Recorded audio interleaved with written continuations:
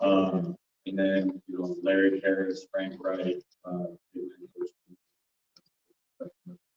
Right side standing up on the. oh, I'm sorry, I didn't answer the second one. Yeah, we'll have to be, stop, Patrick Holmes. Yeah, we'll have to be on our game, we'll have to tackle well, we'll have to get off blocks well, we'll have to rush well. Have to be on the same page. He obviously presents a lot of challenges, football player.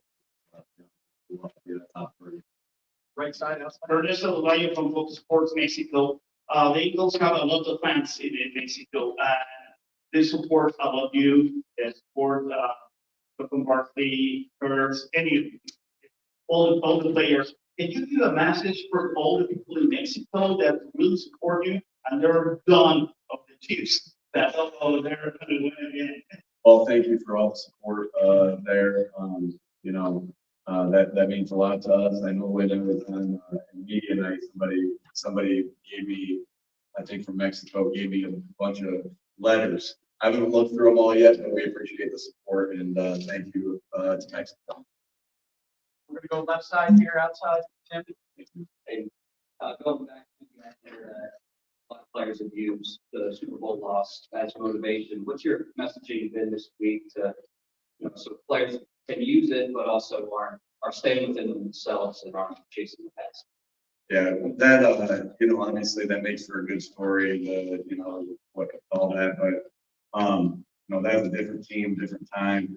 I think one thing we talk a lot about is embracing adversity and how adversity shapes you into the person that you are. So all our setbacks, including the 2022 end of the season there, we use to help shape us who we are. It's about embracing adversity and growing from all your, not only the good things that happen, but also the bad things that happen. Because again, like I said, that just shapes the person, the player, the coach you are. Right side of the aisle here, second row. You started off your head coach career calling plays in 2021. You haven't since then. What about being a head coach is important outside of calling plays, which has allowed you to have success going to Super Bowl for 3 years? Yeah, there's a lot obviously to do during a game as far as managing this football game, and all the things that go into that, and decisions that go into that, and 2-minute football, 4-minute football, 4th-down decisions, everything that goes there. So on game day, that's what I'm focused on. As far as during the week and things like that, I'll still go to a lot of different meetings. Talk through a lot of the game planning with the offense. As far as sorry, a little distracted back here. But as far as it's about setting the culture. It's about being able to go to different things, being able, if the player needs you, be able to step out of a meeting to be able to meet with that player. A lot of different things that go into it. Calling plays is one portion of it, but some coaches do and some coaches don't. That's just the mode that I have. You talked a little bit about the importance of reacquiring C.J. Gardner-Johnson as part of the secondary, especially in light of his 6 interceptions this season. Yeah, obviously, he brings great. The play on the field speaks for itself. He does a phenomenal job. I think he's one of our great tacklers that we have. We got a lot of good tacklers, and he does a great job of setting the tone with how he tackles. Obviously, he gets the ball away he has a special ability to take the football away. I think about the Dallas game for second time we played Dallas at home this year, and the interception that he makes to put us up 7-0 early on in the game. So he has a special ability there. But what I love about him is his energy, his love for football, his love for his teammates. He's got unlimited amount of energy, and that's contagious. You get around him and you can't have a bad day. He's going to make sure that you're up and ready to go for practice. Through the different ways that he does it. So love having him back on this football team. Has been a major part of our success and why we're here right now. Hey, Coach, you had the privilege of a lot of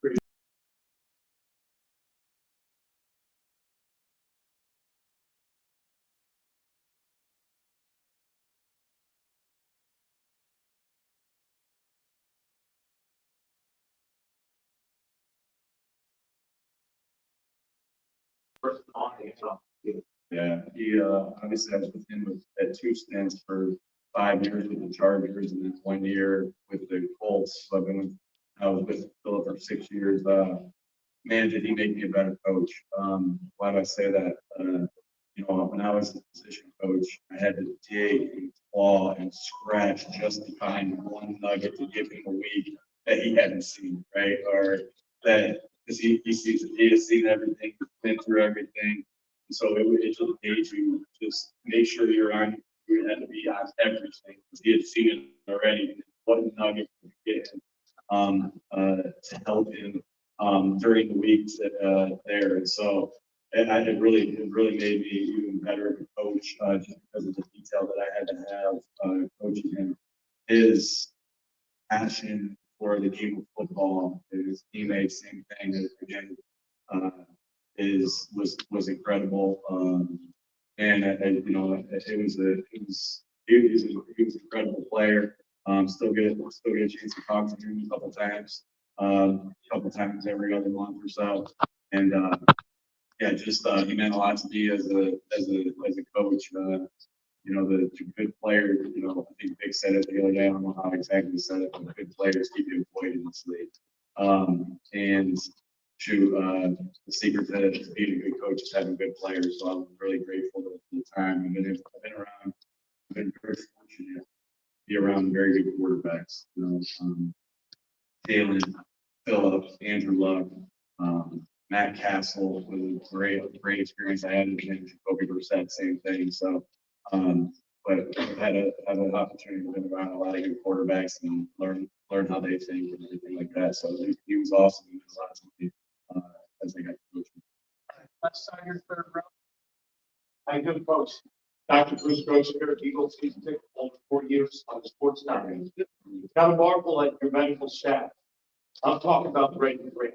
The fact that he tore his triceps, had surgery, and he prepared to play in the big game is stunning to me. I guess a two-part question. One is he going to be wearing that Rob Gronkowski brace on his forearm? And B, I want you to tell us, close your eyes and tell us what would it be like for Brady to get a strip sack and hoist the Lombardi Trophy? Yeah, we'll see. We'll see where he is by the at the end of the week. The Philly media is like he better answer that the same way. Media's calling questions throughout the years. But we'll see where he is by the end of the week.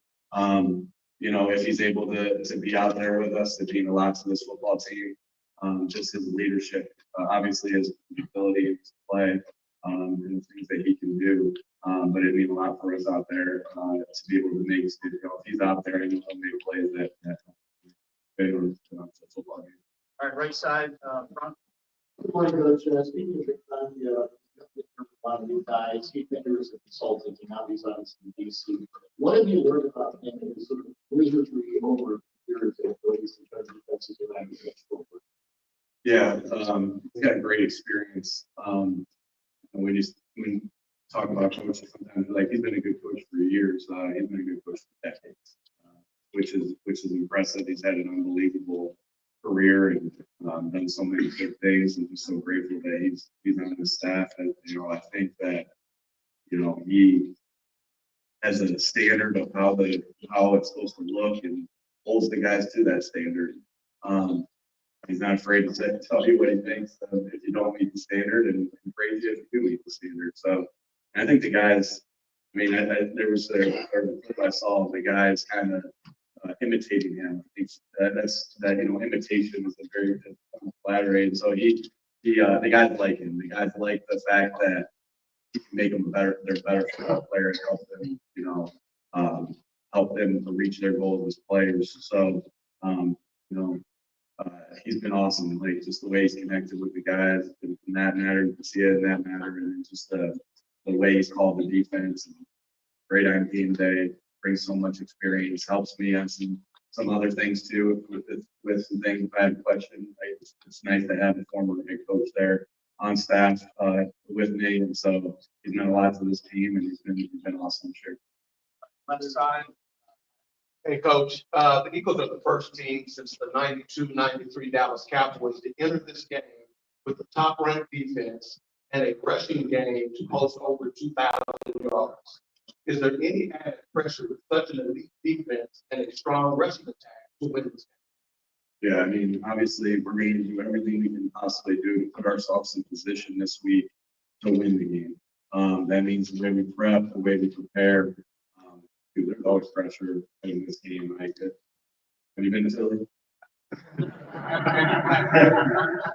I tell a story sometimes about one of my first games there as a head coach, and we're in a preseason game, and preseason game, and they were booing at halftime, and I kind of remember getting on the car. So my wife and dad was very quickly and slowly. I got in the car and told this girl was we only have us coaches. We have so many stories and we just like wanted to over there.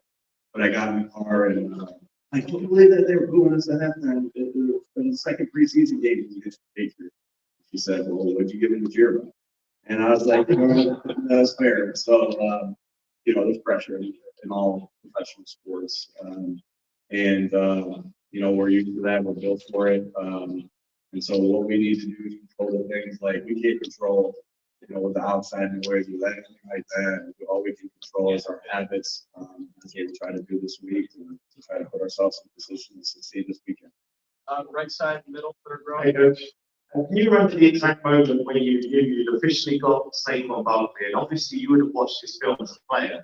Were you aware of what you were getting in terms of a teammate in the league? Yeah, I think that's the thing that's not. It's very obvious when you watch the tape how good of a player he is, right? But the things that he has, you know, that he brings to our football team as far as leadership, he's an awesome teammate. Those are the things that make him very special. And that's pretty special that I'm saying that even more after you see him jump over guys backwards and all that stuff. Yeah, you know, seeing him on tape, seeing him in person, having to play against 2 times a year in the division. Yeah, we, you know, that a lot of the times at the beginning of the year, I was like, man, this is exactly what I saw on tape. And we were like, hey, here's how you got to try to tackle this guy. Because I remember just how many times he was on the Wednesday morning, hey, get ready for the opponent tape. Like, hey, you got to make sure you close the space. You got all the things that we talk about with tackling. Was really emphasized with him. It's awesome. He's an awesome teammate, awesome person. I can't say enough good things. I can spend the rest of the time this press conference talking about, you know, what Saquon's meant to this football team, and not even talk about anything on the field. Left side, third row. I'm wondering if you can talk a little bit about Jordan Davis's impact this season, both his impact and his growth. Yeah, he continues to get better. He's been in great shape all season, and I think that's why you see him continuing to get better. And again, I feel like every time you guys ask me about somebody, I kind of start talking about how good of a teammate he is. This guy is infectious around the team, and what he brings. And it's one of the, like, someone asked me the other day, who's the funniest person on your team? Like, Slay, right? I'm like, yeah, Slay's up there, but Jordan Davis is pretty funny. And he just brings so much to the team as far as his personality, his play out there. He's massive. It's hard to move him, and you know, had a big sack last game that we played. And so he just continues to get better, and yeah, he's been very important to this defense. Got time for a couple more back right. Stacy. Yeah, hey, Nick, Stacy on the network. Let's get back to Saquon. What's it like for you to witness and coach a running back? Obviously, having who's exponentially getting better and better, and is more stronger, faster right now than at any point in the season as you head into a game like this. Yeah, I think that when we talk about the game of football, you can't be great without the greatest of others.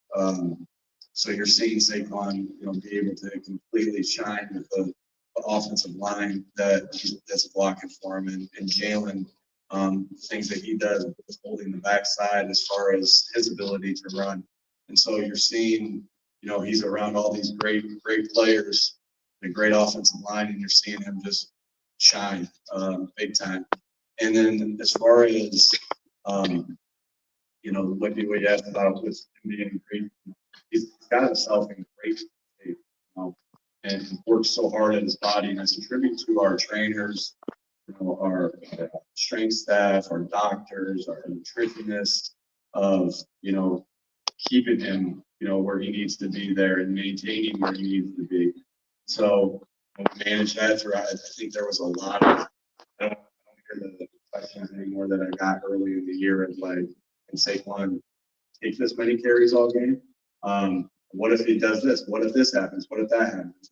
My response to that always, Stacy, was, well, what we're going to do is we're going to try to win every single game.